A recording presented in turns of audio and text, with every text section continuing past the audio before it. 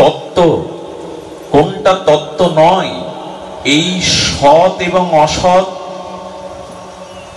এবং আমাদের মাঝে কোনটা গ্রহণীয় কোনটা ত্যায্য, এই বিষয় বিচারের দ্বারা যিনি নির্ণয় করতে পারেন কোনটা কর্তব্য কোনটা অকর্তব্য, এক কথায় কোনটা সৎ এবং কোনটা অসৎ, যে বিচারের দ্বারা সঠিক নির্ণয় করতে পারে এর নাম বিবেক। আপনারা এখন দেখছেন সনাতন মিডিয়া। প্রশ্নপত্র দেখে দেখে কঠিন প্রশ্নের উত্তর কিভাবে অগ্রে দেওয়া যায়, অন্য সহজ প্রশ্নের উত্তরগুলো পরে দিলেও হবে, কঠিন থেকে কঠিনতর প্রশ্নের উত্তর অগ্রে সমাধান করা উচিত।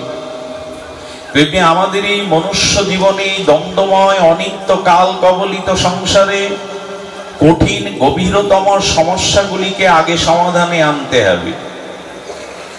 সেই কঠিনতম মনুষ্য জীবনের এই প্রাকৃত জগতের সমস্যা দুটি, একটি হলো দুঃখ আর একটি হলো মৃত্যু বা মৃত্যু ভয়। এই দুটির সম্মুখীন আমাদের প্রথমেই হতে হবে, এই দুটির সমস্যার সমাধান আমাদের জীবনে প্রথমেই করতে হবে, আরগুলো সহজ।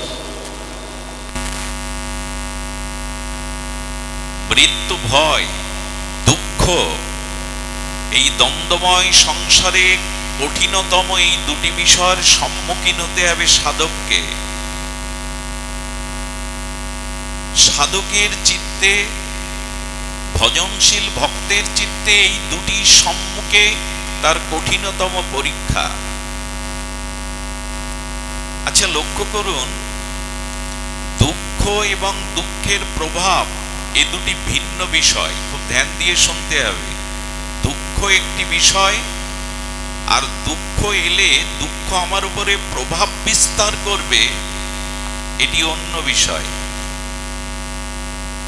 সাধুগণের চরণাশ্রয় কেন, সাধু চরিত্র অবলোকন কেন, সাধু মহাত্মা বৈষ্ণবদের আচরণ আমাদের জীবনে প্রতিফলন ঘটানোর প্রয়োজন কেন? তারা জানিয়েছেন দুঃখ আসতে পারে, এটা দুঃখময় সংসার। এখানে জন্ম মৃত্যু জরা ব্যাধি ক্ষুধা পিপাসা কর্মফলের দুঃখ নিয়েই আমাদের প্রতিজনের জন্ম। পৃথিবীটা দ্বন্দ্বময়, সংঘাতময়, মৃত্যুময়, দুঃখময়, যন্ত্রণাময়, এটি কে না জানে? এখানে যারা এসেছে এই মৃত্যুময় সাগরে, তাদের দুঃখ জরা মৃত্যু ব্যাধি প্রত্যেকেই আক্রান্ত করবে।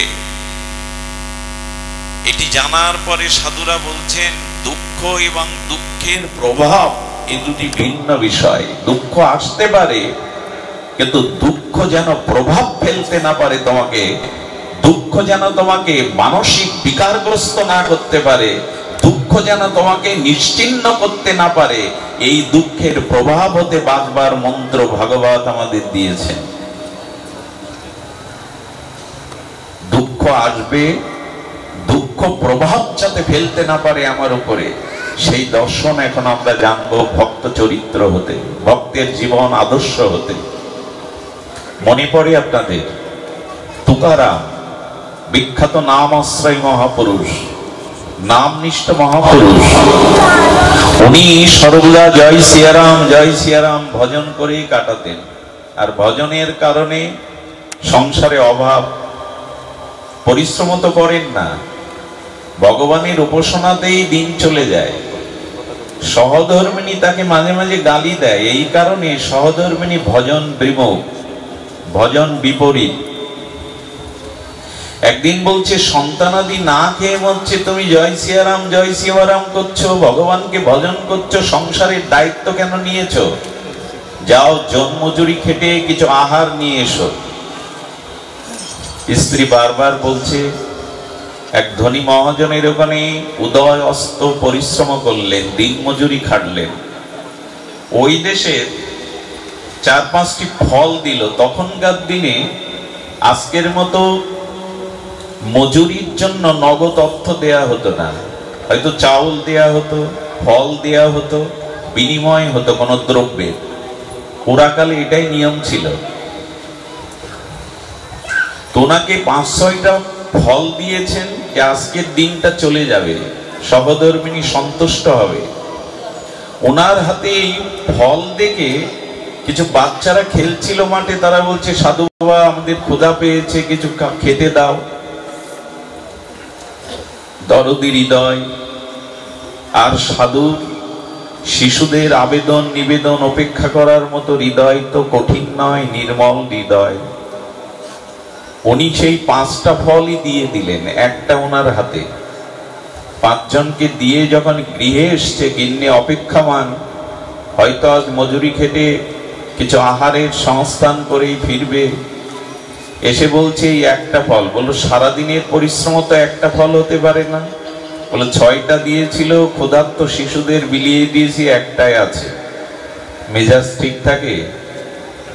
ওনার স্ত্রী ওই ফলটা ওনার বুকেই ছুঁড়ে মেরেছেন রাগ করে, ফলটা দুভাগ হয়ে পড়ে গেছে।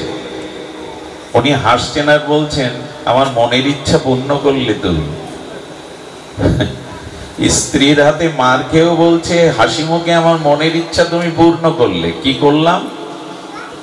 বলে মনে করেছিলাম এই ফলটা দুজনে অর্ধেক অর্ধেক করে খাবো, তো আমার আর পরিশ্রম করতে হলো না, তুমি তো অর্ধেকই করে দিলে, এসো দুজনে মিলে এখন এটা সেবা করে নিবৃত্তি করি। এমন যদি আমরা ভাবতে পারতাম, দুঃখ এলো কিন্তু দুঃখের প্রভাব ওনাকে আক্রান্ত করতে পারল না। ভজন কেন করবেন, হরিকথা কেন শুনতে এসছেন? কারণটা এই, দুঃখ আসবে কিন্তু দুঃখের প্রভাব আপনাকে আক্রান্ত করতে পারবে না। আরে দুঃখ পেয়েই যদি মানসিক রোগগ্রস্ত হয়ে নিঃশেষ হয়ে গেলেন, শেষ হয়ে গেলেন, তাহলে আপনার জ্ঞান কোথায়, প্রজ্ঞা কোথায়? দুঃখ আসবে, দুঃখের প্রভাব আপনার জীবনে ফেলতে পারবে না। তুকারাম আর একদিন নাম করছে, সাধু সঙ্গে হরিকথা প্রেম তরঙ্গে নামের মহিমা তরঙ্গে সারাদিন কাটিয়েছে। আর ভজন বিমুখ, ভগবত বিমুখ তার স্ত্রী কাঠের ওপর থেকে, দোতলা থেকে একটু জল সাধুদের মাথার উপরে, স্বামীর মাথার উপরে ফেলে দিয়েছে। এটা দুঃখ কিনা? অনেকের তো এই কষ্ট আছে বাবাজিদের, আমার স্ত্রী মনের মতো না, উঠতে বসতে গালি দেয়। শিক্ষা নিন ভক্ত চরিত্র থেকে। সাধুরা বলছে বাবা মাথার উপরে জল পড়লো। তুকারাম অনুভবী, সব বুঝতে পেরে বলছেন আকাশে মেঘ করেছিল, একটু বিদ্যুৎ চমকেছে, এক পশলা বৃষ্টি হয়ে গেছে, এতে ভিজ দেওয়ার দোষ কি? এভাবে যদি নিতে পারেন, দুঃখ এলো কিন্তু দুঃখের প্রভাব আপনাকে আক্রান্ত করতে পারল না। আচ্ছা, দুঃখের উৎপত্তি কোথায়? কোন বস্তুত্ব উৎপত্তির কারণ থাকতে হবে, কারণ ছাড়া কোনো কার্য সংগঠিত হয় না। এই জন্য এই জগৎটার নাম কার্য কারণাত্মক জগৎ। এই মালাটা হয়েছে সুতার কারণে। মালার কারণ হলো সুতা, সুতাতে গ্রথিত না করলে ফুলগুলো মালা হতো না। এই বস্ত্রটার কারণ কি? বস্ত্রটার কারণও সুতা, সুতা ছাড়া বস্ত্র তৈরি হয় না। মাটির ঘটটা, মাটি এমনি এমনি মৃত্তিকার ঘটে রূপান্তর হতে পারে না, কোনো একটা নিমিত্ত কারণ থাকতে হবে। মাটি এমনি এমনি ঘট হয়? কুমোরের হস্তশিল্প দ্বারা মাটিটা মাটির ঘট হয়, অর্থাৎ উপাদান কারণ মৃত্তিকা, কিন্তু নিমিত্ত কারণ কুমোর। কুমোর ছাড়া মাটি এমনি এমনি ঘট হয় কি? তা আমরা যদি প্রশ্ন করি দুঃখের কারণ কি, দুঃখ সৃষ্টি হয় কোথা থেকে, এর কারণ আমাদের আচার্যরা জানিয়েছেন। খুব ধ্যান দিয়ে শুনুন। এগুলি জানলে, উপলব্ধি করলে দুঃখ আসবে, কিন্তু আপনি দুঃখের প্রভাব থেকে মুক্ত থাকতে পারবেন। বরঞ্চ দুঃখটাকেই আপনার জীবনের উন্নতি বা কল্যাণের সিঁড়ি বা সোপান করে নিতে পারবেন। দুঃখটাও ভগবানের কৃপা বলে আপনার অনুভূতি হবে যদি এই অনুভূতি জানতে পারে। দুঃখটাও তার কাছে ফিরে যাওয়ার, প্রেম ভক্তি লাভ করার সোপান বা সিঁড়ি হতে পারে। দুঃখের উৎপত্তি হলো সুখের আকাঙ্ক্ষা থেকে। খুব ধ্যান দিন, যখনই আপনি এই জগতের কোনো বিষয় সুখের আকাঙ্ক্ষা করবেন, ওই বিষয় সুখের আকাঙ্ক্ষা থেকে বিষয় সুখের ইচ্ছা থেকে এই দুঃখের উৎপত্তি। বিষয় কাকে বলে? বিষয় হলো, আমরা জানি এই প্রপঞ্চময় জগতে শব্দ, স্পর্শ, রূপরস, গন্ধ, আচার্যগণ তাকে বিষয় বলেছে। কর্ণ দ্বারা শব্দ, চক্ষু দ্বারা রূপ, চর্ম দ্বারা স্পর্শ, জিহ্বা দ্বারা রস, নাসিকা দ্বারা গন্ধ, এই যে পঞ্চ বিষয় শব্দ, স্পর্শ, রূপরস, গন্ধ, আমাদের এই ইন্দ্র যখন আর এই বিষয়ের লালসায় ভোগ করতে, বিষয় থেকে সুখ পাওয়ার জন্য ধাবিত হয়, লালায়িত হয়, এই বিষয় সুখের ভোগের বাসনার মধ্যেই দুঃখের জন্ম। জগতে আপনি যখনই কোনো বিষয় ভোগের আকাঙ্ক্ষা করবেন, ওর মধ্যেই দুঃখের সৃষ্টি হবে।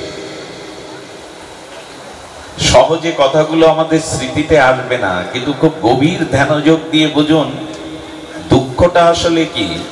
যেটা চেয়েছিলাম সেটি না পাওয়ার নামই হলো দুঃখ। দুঃখ আর কিছু নয়। সংবেদনশীল হলো এই, জীবনে যেটা চেয়েছিলাম সেটা পাইনি, এর নাম দুঃখ। যদি চাওয়া না থাকে তো দুঃখ আসার সম্ভাবনা কোথায়?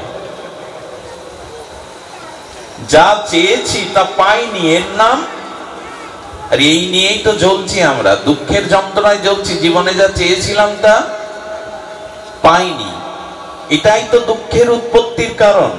তো বলছেন ভক্তিকে চাও, ভগবানকে চাও, ওর মধ্যেই নিহিত আছে পরমানন্দ।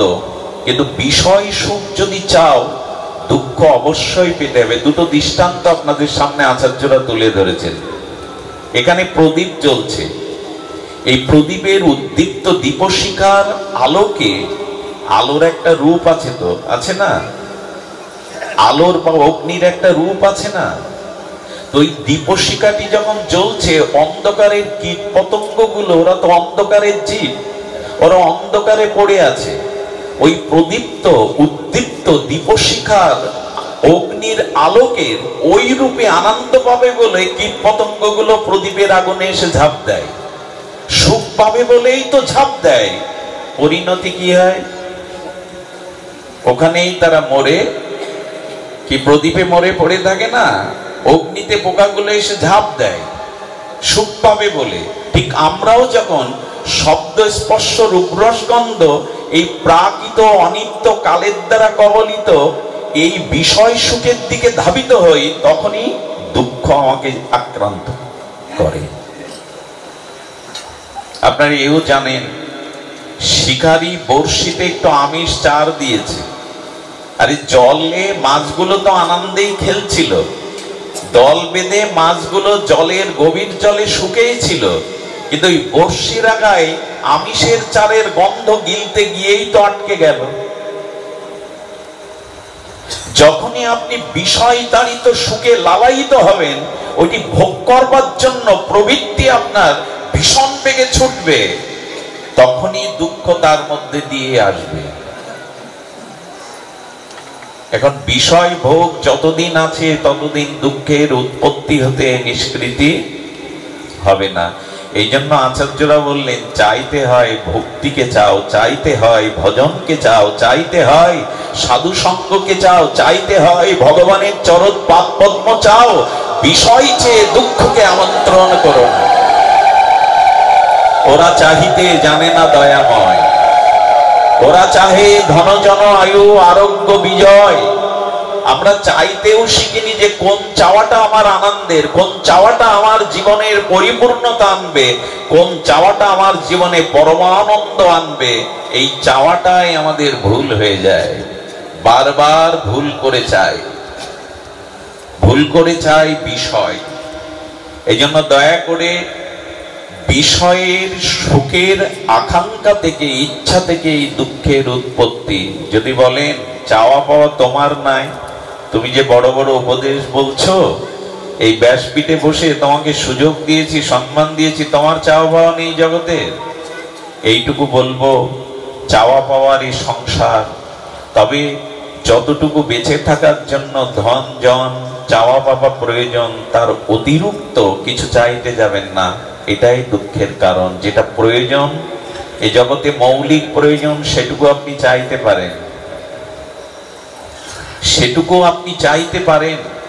দেখুন, মনুষ্য জীবন আর মনুষ্য ব্যতীত মনুষ্যতর অন্য যে জীব জন্তু আছে, অন্য যে প্রাণীকুল আছে, তাদের জীবনের সাথে একটা পার্থক্য দেখুন। আচ্ছা, লক্ষ্য করুন, বিজ্ঞানের পরম উৎকর্ষতায় মানুষ আধুনিক বিজ্ঞান প্রযুক্তিতে অনেক এগিয়ে গেছে। চন্দ্র জয় এখন পুরনো সংবাদ, মঙ্গল গ্রহে বাস করাটা এখন নতুন সংবাদ, মহাকাশে বাস করাটা এখন বিজ্ঞানের কাছে ডাল ভাতের মতো হয়ে গেছে, মহাকাশে কাটানো যাবে।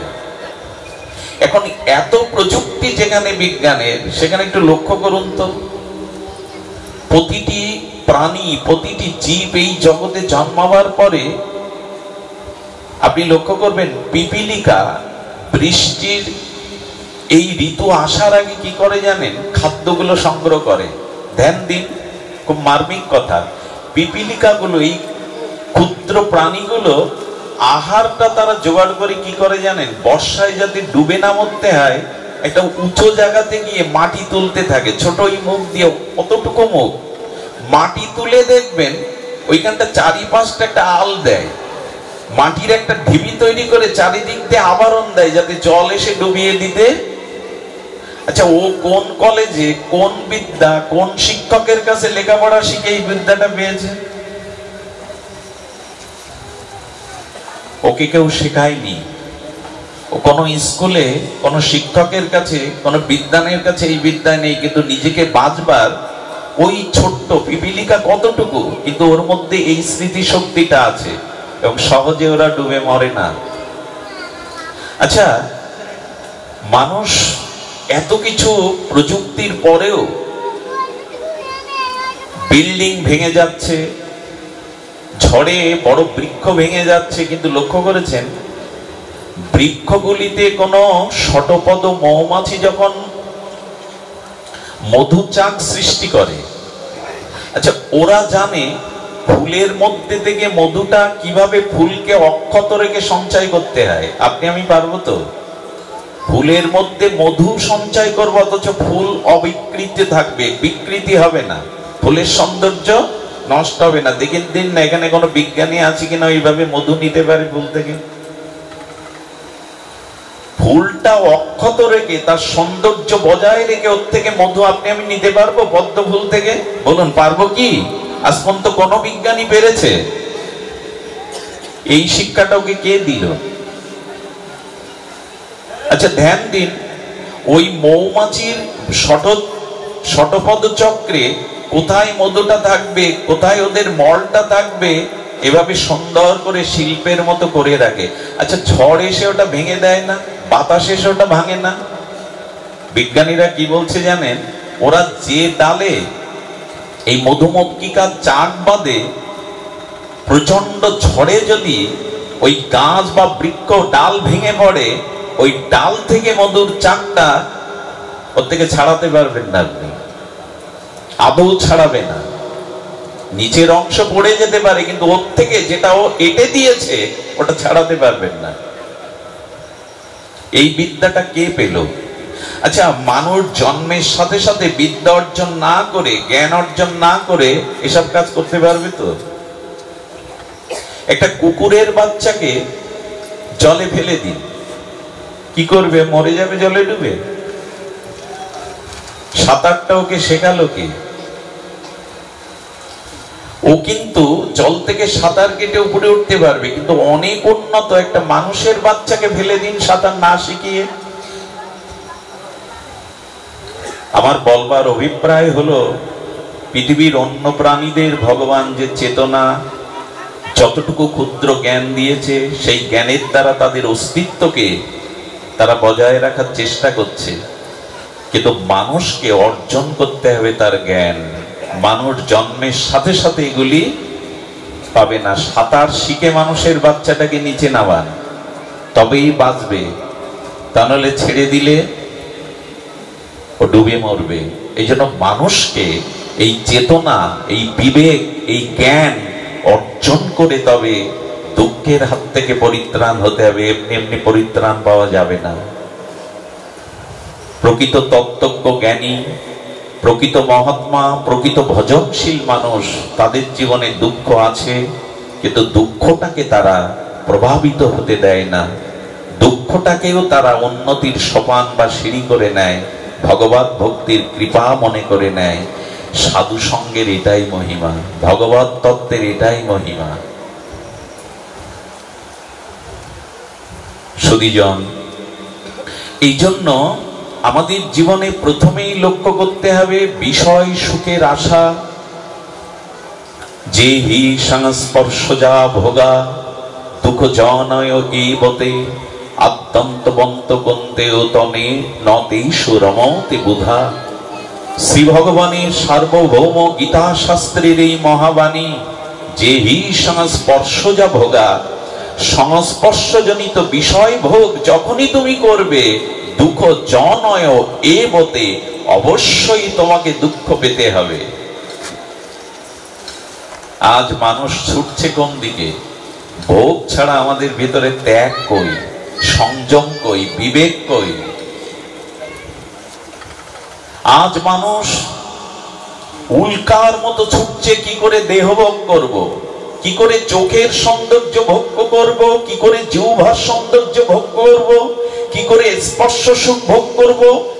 আত্মাটা যে কঙ্কাল হয়ে গেল, আত্মাটা যে পরমানন্দ ভজনের সুখ না পেয়ে আত্মাটা যে কঙ্কালবৎ হয়ে গেল, এদিকে লক্ষ্য নেই। সারা পৃথিবী এখন দেহ ভোগের জন্য ব্যস্ত, কি করে দেহটাকে সুখ দেবে। এটাই হলো দুঃখের উৎপত্তির মূল কারণ।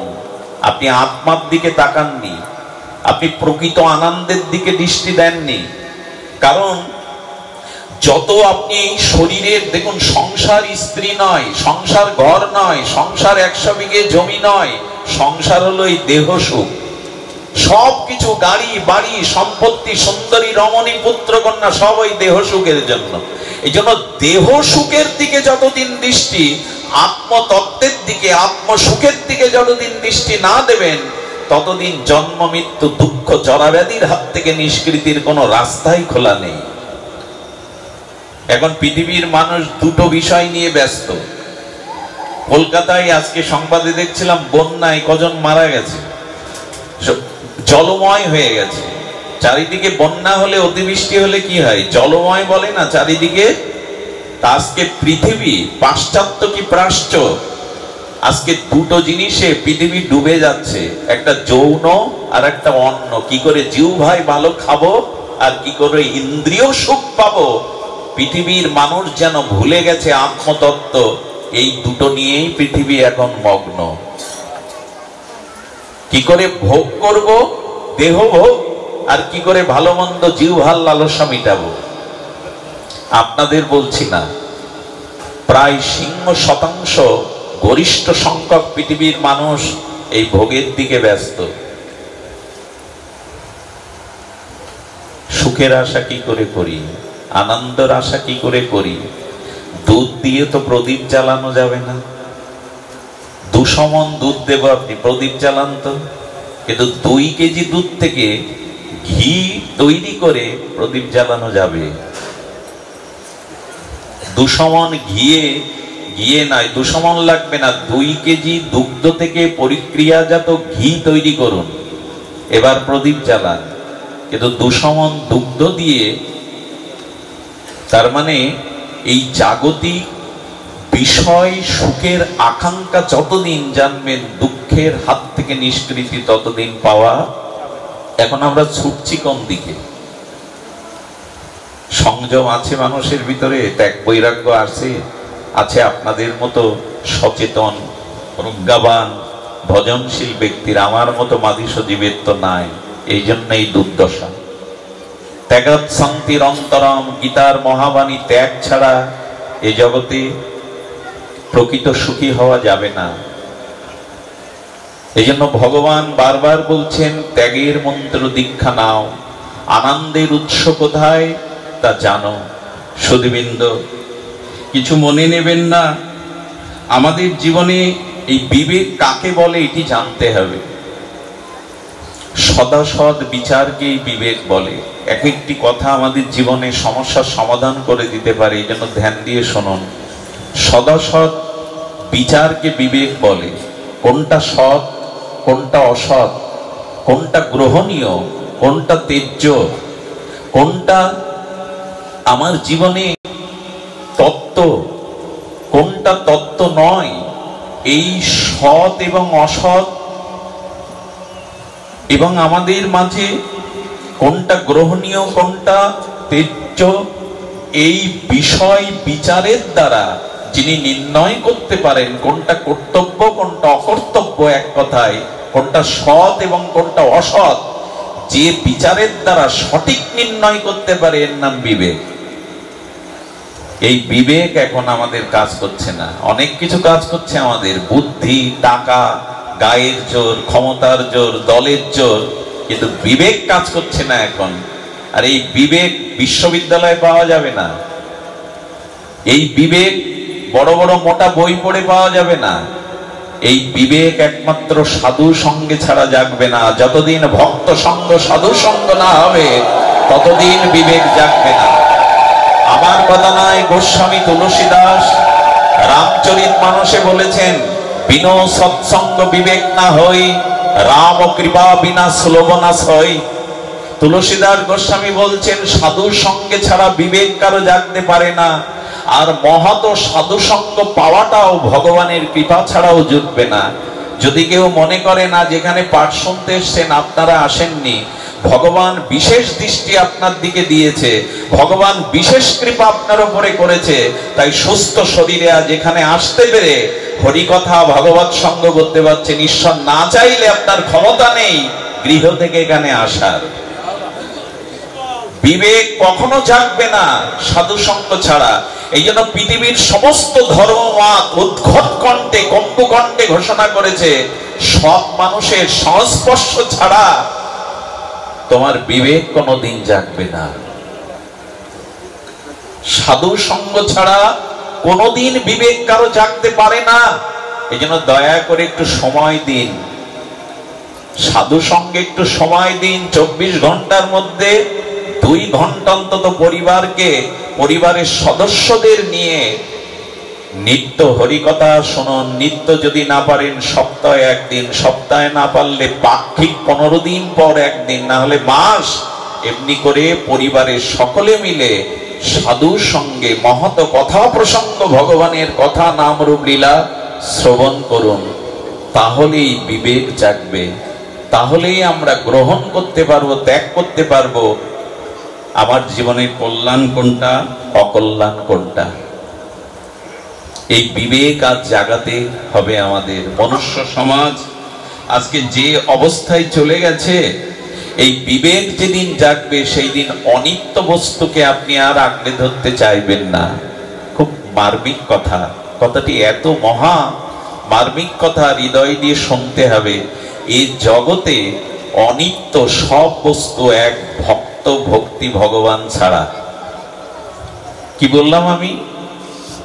ভক্ত ভক্তি ভগবান এছাড়া জগতের দৃশ্যময় চরাচরে পৃথিবীতে যা কিছু বস্তু ধর্ম সব অনিত্য। অনিত্য মানে টিকে থাকবে না। অনিত্য মানে আজকে যা আছে আগামীতে তা থাকবে না, একে বলে অনিত্য। একদিন ধ্বংস হবে। অনিত্য কাকে বলে? যা চিরদিন থাকে না, যা ধ্বংসশীল, যা মরণশীল, তাকে বলে অনিত্য। শিশুকালটা থাকে তো চিরদিন। আমরা শিশু ছিলাম কিনা ওইটা রাখতে পেরেছি? কৈশোরটা রাখতে পেরেছি? যৌবনটা তো এত চেষ্টা করলাম, রাখতে পেরেছি? বার্ধক্যটাও রাখতে পারবো, এই শরীরটাও রাখতে পারবো, পিতাকে রাখতে পারবো চিরদিন, মাকে রাখতে পারবো, সন্তানকে রাখতে পারবো, পৃথিবীটাকেও রাখতে পারবো চিরদিন। সবই তো অনিত্য।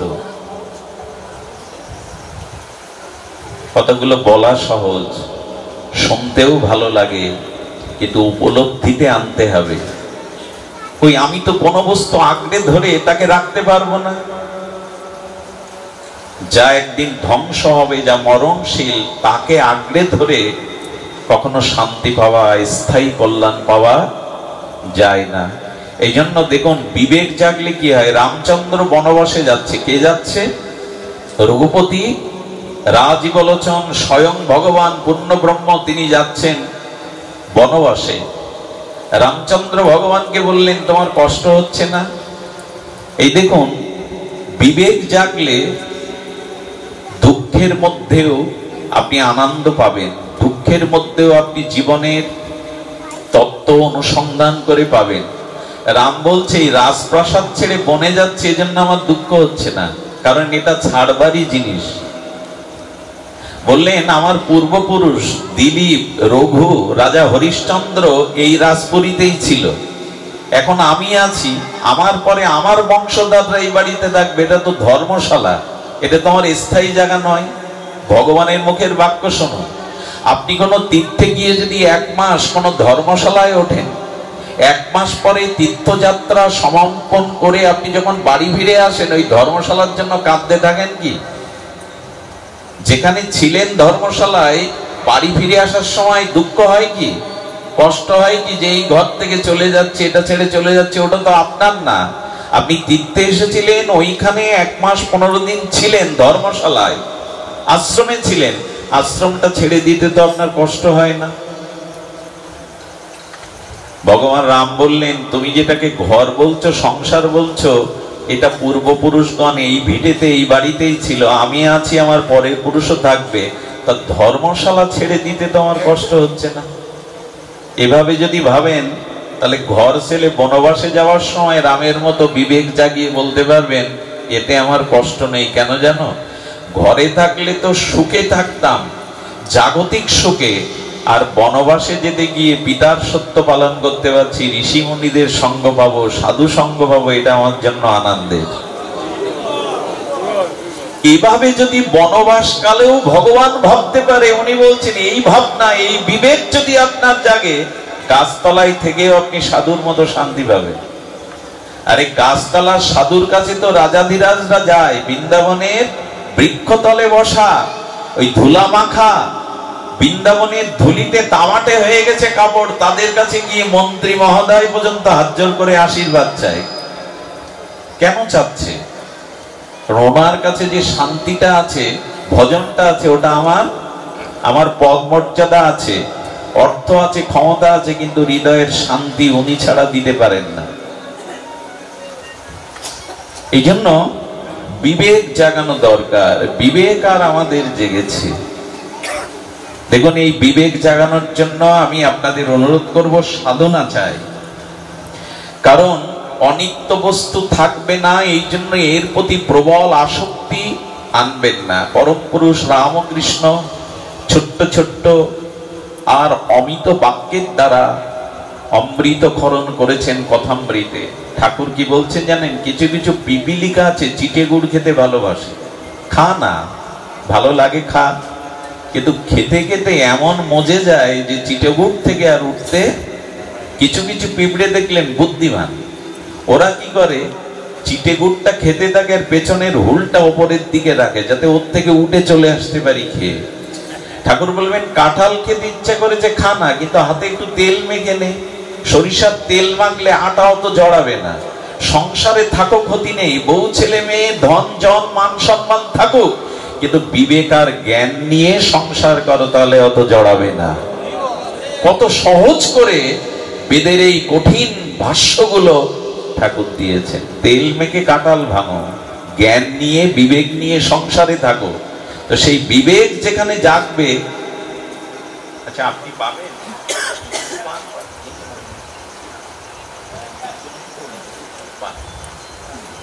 অভিমান এলো, আরে এটা পেয়ে নিন, আমি বলছি তো পেয়ে নিন, নিলেন কেন? ওটা পান, আমি বলছি তো পান। জয় শ্রী রাধে, জয় শ্রী রাধে। সুধীজন, আসতে, এখানে আমরা এখন যা পান করতে এসেছি তাই পান করি, হরি কথা পান করি। আমাদের অন্য জিনিসগুলো এখন বাকি থাক, সংসারিক কথা, আন কথা, জগতের পিপাসা, একটু হরি কথা অমৃত আমরা আস্বাদনে ব্রতী হই। এই জন্য বলছিলাম, সাধুর সঙ্গে বিবেক জাগবে। কেমন করে জানেন? দেবাহুতি মাকে ভগবান কপিল দেব এই মহামন্ত্র শুনিয়েছিলেন। বিদ্যা জননীকে বলেছিলেন, মা এখন তুমি তপস্যা করতে পারবে না, যাগযজ্ঞ করতে পারবে না, কিন্তু নিজের আত্মকল্যাণের উপায় আছে। বিখ্যাত সেই ভাগবতের কপিল দেব কৃত শ্লোক, শতং প্রসঙ্গ নাম বীর্য মম সংবিদ ভবন্তিরিত কর্ণ রসায়না কথা তর্য সনাতন। শত্রু জ্ঞান করা, ক্ষতির চিন্তা করা, এরই নাম হিংসা। আর এটা না করার নামই হলো ভালো থাকুন, ভালোভাবে চলুন। কিন্তু কেউ যখন আপনার অস্তিত্বকে কেড়ে নিতে আসছে, তখন এই বলি আওড়াবেন না যে এক গালে মারলে আর এক গাল বাড়িয়ে দাও। সুধীজন, এরপরে বললেন সত্য। এই কটি গুণ না হলে আমরা মানুষ হতে পারবো না। আকারে মানুষ হলেও প্রকৃত মনুষ্যত্ব, প্রকৃত ধর্ম, প্রকৃত বিবেক, এই পাঁচটা জিনিসে জাগে। দ্বিতীয়টা হলো সত্য। এই কলিতে যার মধ্যে সত্য নাই, কোনো কিছু করেই সে প্রকৃত ভগবত কৃপা লাভ করতে পারবে না। তবে সদা সত্য কথা বলিবে, এটা প্রাথমিক পড়া। সদা সত্য কথা বলতে নাই, এটা হলো হাই স্কুলের পড়া। কারো জীবন বাঁচানোর জন্য, মেয়ের বিবাহতে, কোন প্রাণীবধকে বাঁচানোর জন্য এখানে মিথ্যাটাই সত্য। কোন সন্ত্রাসীরা একটা কোন রমণীকে তাড়া করেছে, সে সাধুর আশ্রমে গিয়ে লুকিয়েছে, বাবা বাঁচাও। সাধু যদি বলে সত্য রক্ষা ছাড়া আমার ধর্ম নাই, তো যাও ওই যুবতী আমার আশ্রমে লুকিয়ে আছে, এই কথা বলাটা সত্য কথা? সুধীজন, কিছু কিছু ক্ষেত্রে হিংসাকে, ঝগড়াকে, প্রাণকে বাঁচানোর জন্য যে মিথ্যাটা, সেই মিথ্যাটাই সত্য। এই জন্য শাস্ত্রে বলছেন সত্য কাকে বলে? আপনি যতটুকু দেখেছেন, যতটুকু শুনেছেন, যতটুকু উপলব্ধি করেছেন, ততটুকু অন্যের হিতের জন্য কম বেশি না করে প্রকাশ করার নাম হলো সত্য। কারো প্রভাবে, কারো কথাই যখন যা দেখেছেন, যা উপলব্ধি করেছেন, তা কম বেশি করাটা সত্য নয়। যা উপলব্ধি করেছেন, যা দেখেছেন, যা শুনেছেন, উপলব্ধি না হলে কিন্তু সব দেখা কি সত্য? আচ্ছা, চাঁদ উঠেছে, আমরা বলছি গাছের ফাঁকে ওই কাঁচির মতো ওইটাই চাঁদ। চোখে তো দেখছি চাঁদকে না, চোখে দেখাও কি সত্য বললেন? চাঁদ কি কাঁচির মতো হয়? চাঁদ কি সোনার থালের মতো হয়? চোখে দেখা বস্তুও সত্য সব সময় নয়। চোখে দেখা বস্তু সবসময় সত্য মনে হবে কি? অর্থাৎ উপলব্ধিগত কায় মনোবাক্যের দ্বারা অন্যের হিত কামনায় যতটুকু দেখেছেন, শুনেছেন, উপলব্ধি করেছেন, ততটুকু বলবার নামই হলো সত্য। আজ মানুষের জীবনে সত্যই হারিয়ে গেছে। এই জন্য সত্য না থাকলে যেটা হয়, ঘরের ভিত না থাকলে, বৃক্ষের মূল শিকড় না থাকলে যেমন তাকে বাঁচানো যায় না, যার জীবনে সত্য নেই, তার অস্তিত্বও কখনো টিকে থাকবে না। বেদের একটা মহাবাণী আছে, সত্যমেব জয়তে। এই জগতে তারই বিজয় হবে যেখানে সত্য আছে। যতই অধর্মের জয় বলুন, বেশি দিন টিকবে না। সত্যমেব জয়তে, সত্যেরই জয় একদিন হবে। এটা ইতিহাস, এটা পুরাণ, এটা বেদ, এটা ভাগবত, বেদান্ত শ্রুতি সিদ্ধি বলছেন সত্যেরই জয় হবে।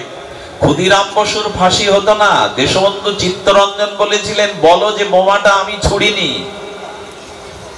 কিন্তু গীতা পড়ায় ক্ষুদিরাম বসু বলেছিলেন, আমি তো মরি না, আর আমি মিথ্যাকে আশ্রয় করতে পারবো না। ভারত মাতা দেশমাতৃকার সাধনার জন্য হাসি মুখে ফাঁসির মঞ্চে দড়ি পড়বো, তবু মিথ্যা বলবো না। আজকে সত্য রক্ষা আছে?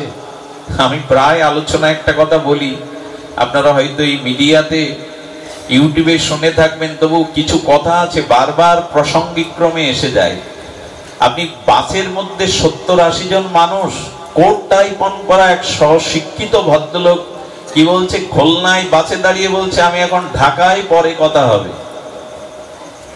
এতগুলো মানুষের সামনে এটা ডাহা মিথ্যা বলছি, কিন্তু ওনার লজ্জা বোধ নাই। মিথ্যার প্রয়োজন নাই, তবু আমরা অভ্যাসগতভাবে মিথ্যা বলেই চলেছি। সত্যটাকে ধ্যান দিন। সত্য না থাকলে কোনো তপস্যা নেই, ধর্ম নেই, সত্যের উপরেই সবকিছু। আগেই বলেছি মিথ্যা বলা যাবে বিশেষ কিছু কারণে, কিন্তু সত্যকে আঁকড়ে ধরুন। কিছু মনে করবেন না, 100 বছর পেছনে ফিরে যান, এত সাধু বৈষ্ণব ছিল না, এত ভাগবত পাঠক ছিল না, এত পূজা পার্বণ ছিল না, কিন্তু পাড়ার কোনো ছেলেটার জ্বর হলে ঔষধের ব্যবস্থা না করতে পেরে মা যখন একজন সাধুর কাছে যেত, সাধু তুলসী তলার মাটি কপালে লাগিয়ে জিহ্বায় দিলে জ্বর নেমে গেছে। এর সাক্ষী অনেকেই এখানে আছেন। এর কারণ কি? এর কারণ হল তাদের ভিতরে সত্যতা ছিল। এই সত্যের বলেই তাদের বাক্যের মধ্যে, আশীর্বাদের মধ্যে একটা শক্তি সঞ্চারিত হতো। সত্যটাকে আঁকড়ে না ধরলে আমাদের জীবনে আত্মজ্ঞান আসবে না। দ্বিতীয় হলো আস্তেয়। আস্তেয় মানে চুরি না করা। বিদ্যাসাগরের সেই পড়াটা মনে আছে দ্বিতীয় ভাগে, পরের দ্রব্য না বলে নেওয়াকে চুরি করা। চুরি মনে মনেও হয়। কেমন জানেন, মিষ্টির দোকানে, ভাজার দোকানে কিছু কিছু মানুষ দেখবেন, অনেকেই আমার মতো দাঁড়িয়ে ওইদিকে দেখে, মনে মনে ওইগুলো আস্বাদন করতে থাকে, লোভ দিতে থাকে। এটাও একরকম চুরি। কিছু মনে করবেন না, মার্কেট করতে গিয়ে অনেকে বলে আমি যাব, ওই যে জামা কাপড় কিনতে যায় না উৎসবে, জামা কাপড় কিনতে গিয়ে কি করে জানেন, জামা দেখতে থাকে, একজন বলে বাহ এই জামাটা যদি হতো, কিন্তু দামে পাচ্ছে না। এ জাতীয় মানসিক প্রলোভনও চুরি করা। আচ্ছা, এইখানে একজন উঠে গেলেন, উঠে গিয়ে হয়তো লঘু সংজ্ঞা করতে যাবেন, প্রস্তাবাদি করতে যাবেন, নিজের জুতোটা আপনি বিবেচনা না করে অন্যের জুতো না বলে নিয়ে এসে অবশ্য খুলে রাখলেন, এটাও চুরি। ছোটবেলায় সন্তানদের দেখেছি, কোথাও থেকে একটা ফল আনলে, আম কুড়িয়ে আনলে বাবা মার কাছে কৈফিয়ত দিতে হতো, এই আমটা কাদের গাছের, কোথা থেকে এনেছিস, বলে এনেছিস। আর বলা, সকালবেলা উঠে অনেক বাবা মায়েরা আছে লোকের গাছের ফুলগুলো এমন করে তুলে গাছ মুড়ি করে আসেন যাতে অন্য কেউ পূজা না দিতে পারে। একবারও জানিয়েছেন তাদের যে আমি কিন্তু পূজার জন্য দুটো ফুল কিন্তু নেই? ওই ফুলে দেবতা সন্তুষ্ট হবে না, যার ফুল গাছ কষ্ট করে লাগিয়েছে সে যদি দীর্ঘ নিঃশ্বাস ফেলে। এই জন্য দয়া করে আমাদের অপরের দ্রব্যের লোভ না। সাধুরা কি করে জানেন, কোন কোন লোক বিরাট অট্টালিকা, ফ্ল্যাট বাড়ি দেখে মনে করে এর হলো, আমার তো হলো না। সাধুরা একবার ওদিকে তাকায়ও না, কারণ অপরের দ্রব্যের প্রতি লালসা আঠাসাও যে চুরির পর্যায়ে পড়ে, এরা ওটা জানে। সুধীজন, এই জন্য অপরের, আর কি বলবো, মায়েরা কিছু কষ্ট পাবেন না। একবার কি হয়, যাদের ওয়াশিং মেশিন আছে সে মায়েরাও বেশ চুরি করে। বাবার পকেটে, বাবাজিদের পকেটে যে টাকা থাকে, বলো টাকা পেয়েছিলে, বলো পাইনি। কিছু এটা দরকার, মায়েরা হয়তো খরচের জন্য রাখে, কিন্তু বলে দিলেন টাকা পাইনি। এটা ঘরে ঘরে এরকম চুরি হয়। সুধীবৃন্দ, ফুলটা লোকের কাছ থেকে আগে বলে রাখবেন আমি কিন্তু আপনার কাছে ফুল নেই। সুধীজন, এই জন্য অপরের জুতো আপনি নিয়ে যান না, পাচ্ছেন না নিজেটা, কিন্তু যদি সেখানে থাকে তার অনুমতি নিতে হবে। এগুলোই তো, এই বিন্দু বিন্দু করেই তো সিন্ধু হয়, চরিত্র গঠন হয়, এইসব সূক্ষ্ম সূক্ষ্ম জিনিসে। বলেন মঙ্গলজি এসব কথা বলছো কেন, একটু ভগবানের লীলা বলো, আমাদের একটু হৃদয়ে নির্মল হোক। বলে এইগুলি অর্জন করাটাই তো ধর্ম। আর কি বলছেন, আস্তেও, শৌচ, একটু ধ্যান দিন মা, কথাগুলো খুব আজকের দিনে, আজকের সময়ে, বর্তমান সময়ে এই প্রেক্ষাপটে খুব জানা দরকার। শৌচ মানে ভেতরে বাহিরে শুদ্ধতার নাম হলো শৌচ। আচ্ছা, বাইরে আপনি জামা কাপড় কাচানো পরেন, হ্যাঁ, ঘরের মেঝেটা আজকাল কি করে জানেন, ঘরের মেঝে তো প্লেট বসানো, এখন তো মাটির দেখা পাওয়া যাবে না, এখন সব প্লেট বসাতে কাজের লোকদের কি বলে জানেন, দূরে দাঁড়িয়ে বলে ওই কোণাটা এখনো পরিষ্কার হয়নি, পরিষ্কার কর।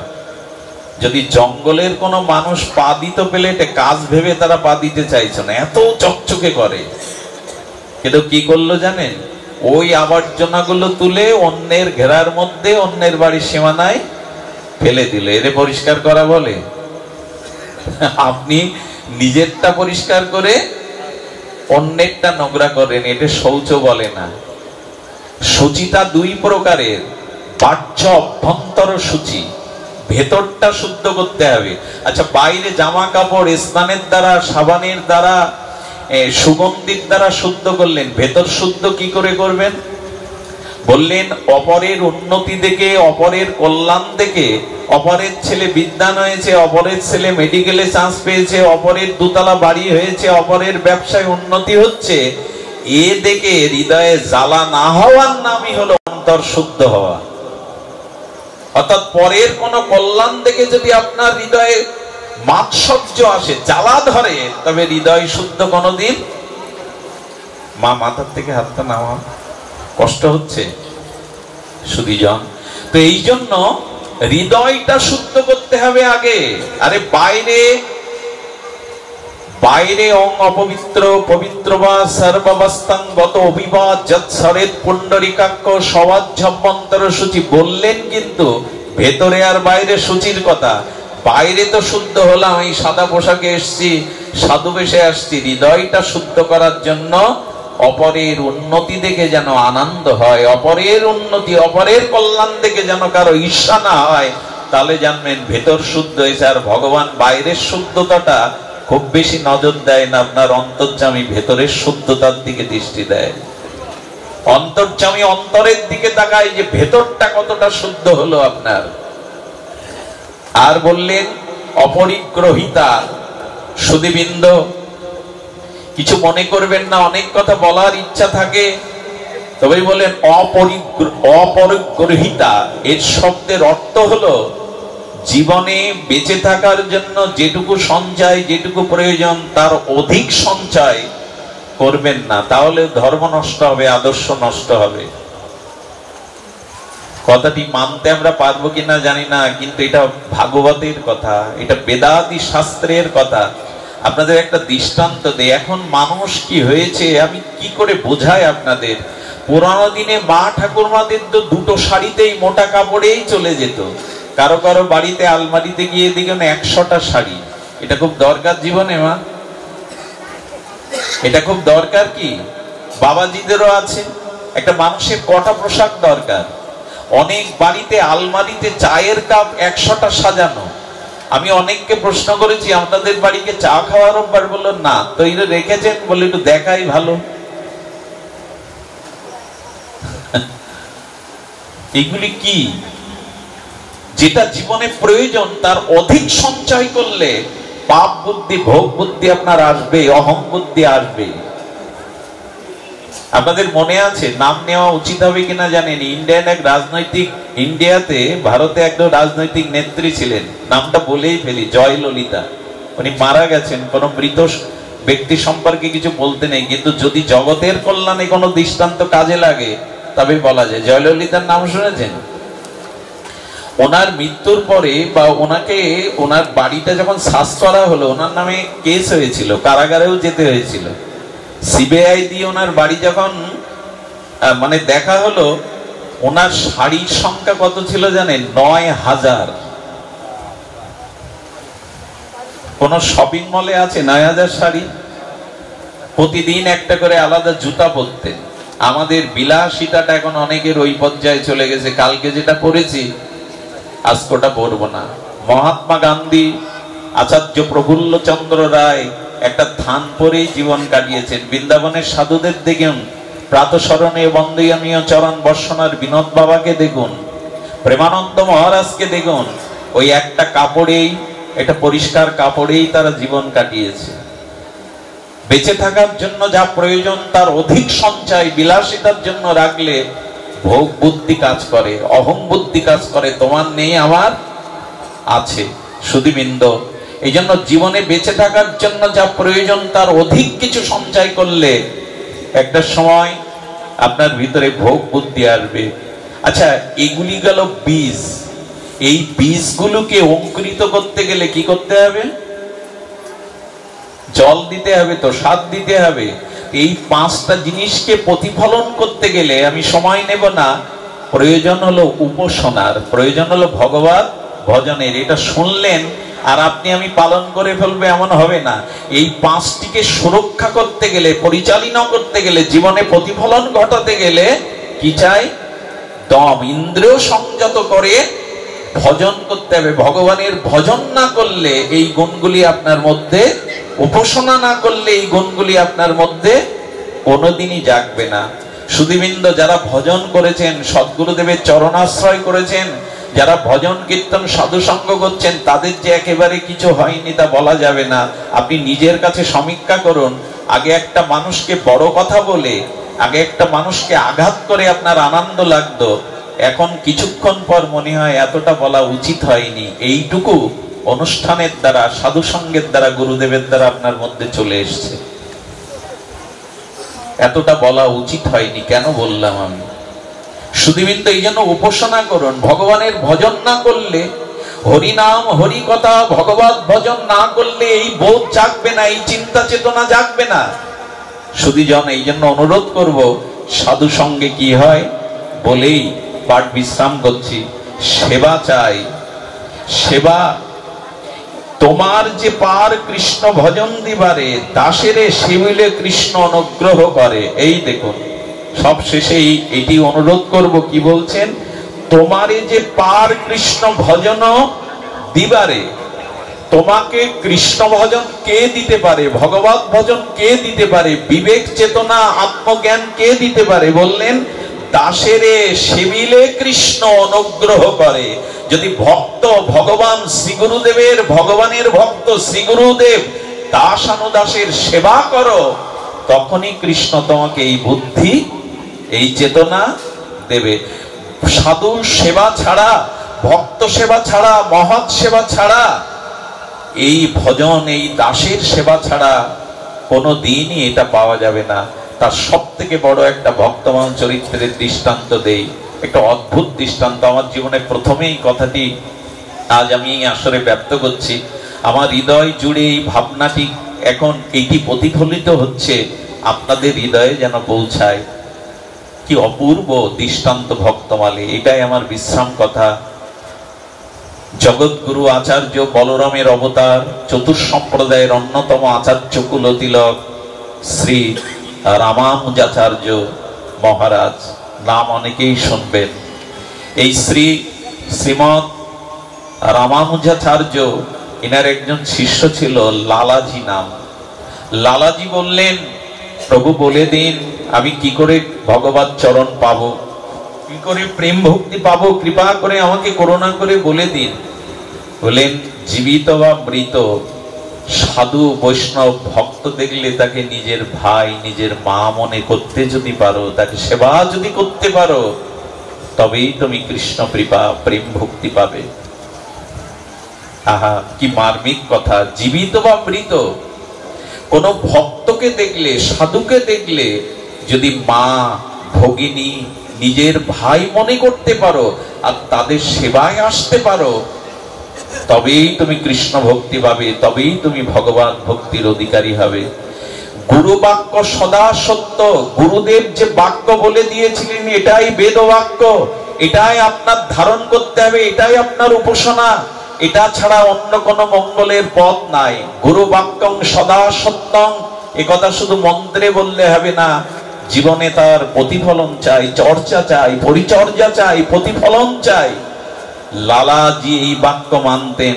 যার গলায় তুলসীর মালা, যার পোশাকে ভক্তের পোশাক, যাকে দেখতেন সবাইকে শ্রদ্ধা করতেন, কিন্তু গুরুদেব বলেছিলেন মাতাজি হলে মা বলে তাকে প্রণাম করতেন, সেবার জন্য ব্যাকুল হতেন, আর পুরুষ হলে তাকে ভাই মনে করতেন। উনি বসে বসে নদীর কূলে জপ করছেন, দেখছে একটা লাশ ভেসে যাচ্ছে, কিন্তু লাশটার গলায় তুলসীর মালা। লাশের গলায় কি? তুলসীর মালা। দেখলেন তার কপালে এই তিলক দিতে দিতে তিলক জলে ধুয়ে গেছে, কিন্তু দাগটা রয়ে গেছে। দেখবেন যারা দীর্ঘদিন তিলক দেয় তাদের ওখানে একটা রেখাপাত হয়ে যায়। উনি ওই দেখতে পেয়ে সেই লাশটাকে তুলেছেন, তুলে নদীর জল দিয়ে ধুয়েছেন, চন্দন চর্চিত করেছেন, আর তার সামনে গীতা পাঠ করে হরিনাম করে তার অন্ত্যেষ্টি ক্রিয়া করলেন। গুরুদেব যে বলেছেন জীবিত বা মৃত ভক্তকে দেখলে নিজের ভাই মনে করবে। দেখুন শ্রদ্ধাটা কত বড় জিনিস, গুরু বাক্য, এই বাক্যের সত্যতাটা কতটা বড় জিনিস। আমি আপনাদের সামনে জলজান্ত ভক্তমাল চরিত্রের দিব্য দৃষ্টান্ত উপস্থাপন করছি, কোনো গল্প নয়, কোনো কাহিনী নয়, দিব্য ঘটে যাওয়া ভক্ত চরিত্র। তাকে যখন জ্বালালেন, অন্ত্যেষ্টিক্রিয়ায় শেষকৃত্য করলেন, সৎকার করলেন, তখন তার চোখে জল। বাড়ি এসে ভাবছে, দায়িত্ব, ভাই মারা গেলে ভাইয়ের শ্রাদ্ধের দায়িত্ব তো আমার উপরে। তিনি বেদ পাঠ করে বৈদিক ব্রাহ্মণ দ্বারা শ্রাদ্ধ করে বললেন, বৈষ্ণব সেবা দিতে হবে, ভক্ত সেবা দিতে হবে। ওই চারিপাশের গ্রামের 500 ব্রাহ্মণ ছিলেন 2-4 গ্রামে, তাদের নিমন্ত্রণ করে আর তাদের সেবা দেবে, সাধু সেবা। এই দেখুন, তার পরিচয়ও জানে না, কিন্তু গুরুদেব বলেছিলেন সাধু দেখলে তাকে ভাই মনে করবে, ভাইয়ের মতো কাজ করবে। কি করলেন জানেন? জমি বিক্রি করে দিলেন, ভিটে বাড়ি বিক্রি করে দিলেন, সেই টাকা দিয়ে 500 বৈষ্ণব ব্রাহ্মণের সেবার ব্যবস্থা করলেন। যখন রান্না শেষ হলো, গলগ্নি কৃতবাসে আমন্ত্রণ করতে গেছে, ডাকতে গেছে, ব্রাহ্মণগণকে ডাকতে গেছে, সমাজের এই মানুষগুলোকে আপনারা প্রস্তুত, প্রসাদ আদি প্রস্তুত, দয়া করে কৃপা করে সেবার জন্য আহ্বান জানাতে এসেছি। সবাই কি বলল জানেন? আমরা তোমার নিমন্ত্রণ গ্রহণ করেছিলাম বটে, কিন্তু যেতে পারছি না। কেন জানো? যে মানুষটা মারা গেছে, যার সৎক্রিয়া করেছো তুমি, সে তো তোমার ভাই নয়। আমরা শুনেছি সে কোন লাশ ভেসেছিল, কোন জাতির, কোন গোত্রের আমরা জানি না, তার শ্রাদ্ধ খেতে যাব, প্রসাদ পেতে যাব। সুধীবৃন্দ, ওদিকে মহাপ্রভুর ভোগরাগ হয়ে গেছে, 500 জনের প্রসাদ প্রস্তুত হয়ে গেছে। উনি গলায় কাপড় দিয়ে কাঁদলেন, আমিও জানি না, কিন্তু ভক্তের তো কোনো জাত নাই, কৃষ্ণ ভক্তের তো কোনো জাত কুলের বিচার নাই। আমি আপনাদের চরণে এসেছি, প্রসাদ হয়ে গেছে মহাপ্রভুর, আপনারা কৃপা করে পান। আমি যখন ওকে গ্রহণ করেছি গুরুদেবের বাক্যে, সে আমার ভাই।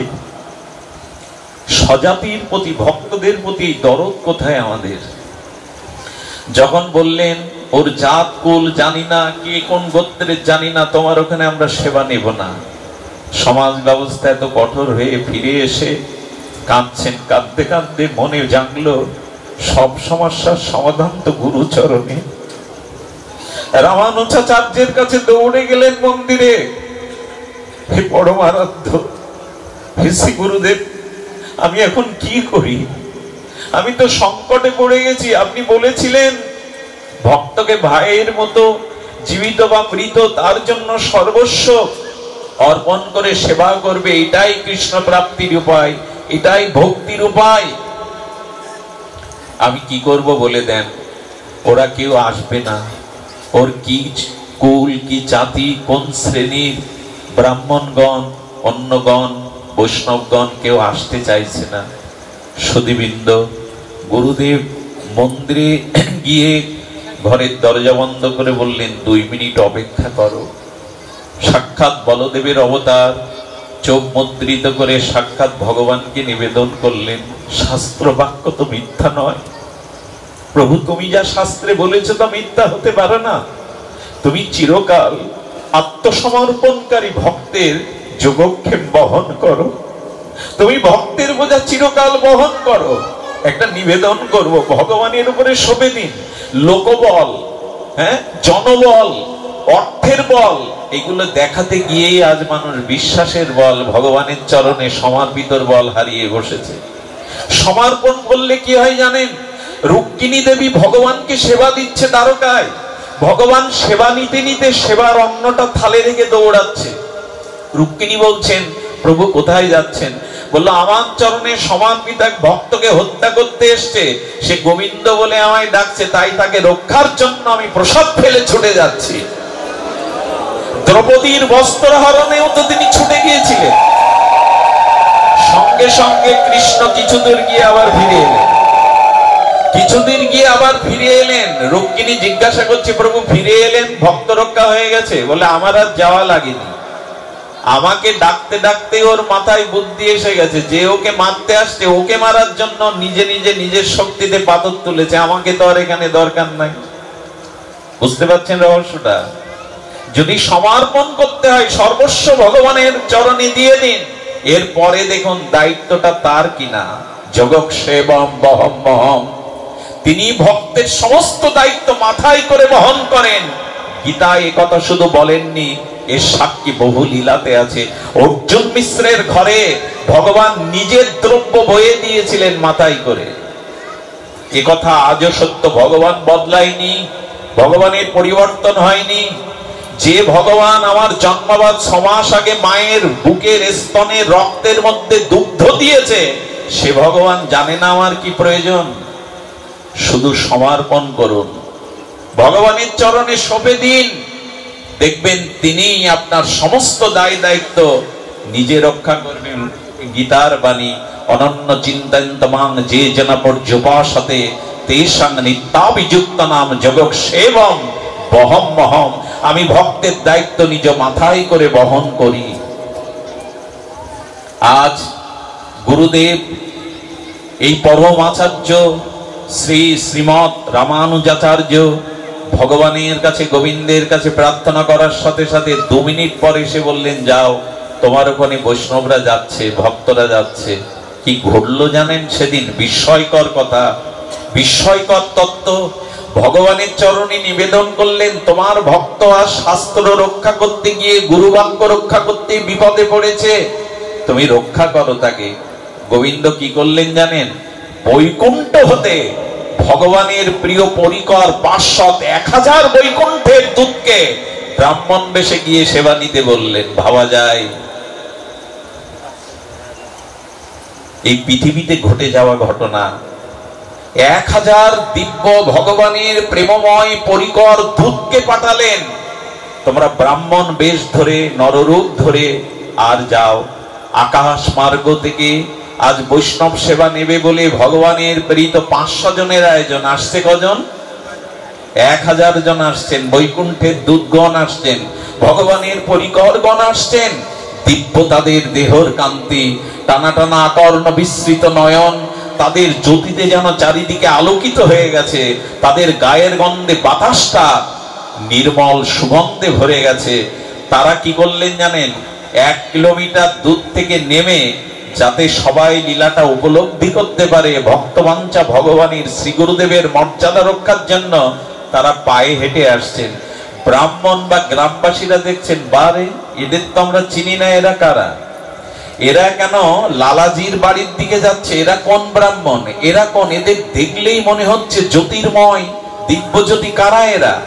দেখি তো। যদি অন্য গ্রাম থেকে, অন্য দেশ থেকে এসে খেতে আসে, আমরাও লাঠি নিয়ে প্রস্তুত। আমাদের গ্রামে এসে আমাদের অপমান।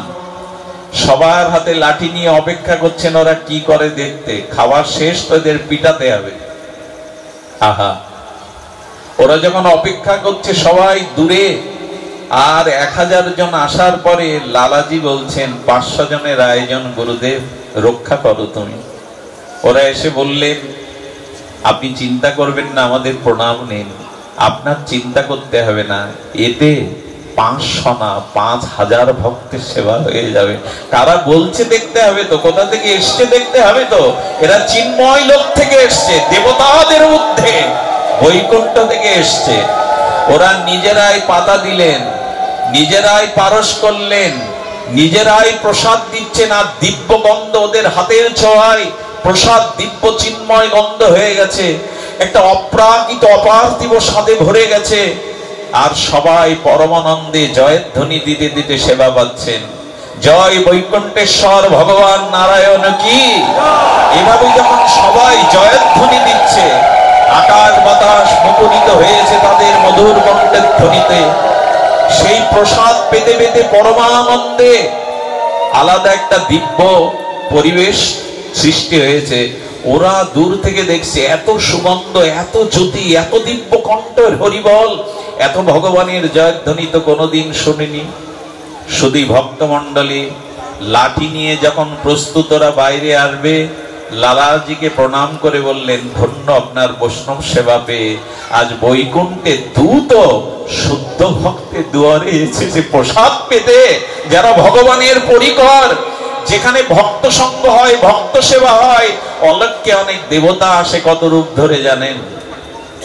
সাধু সেবা, বৈষ্ণব সেবা এগুলি সাধারণ নয়।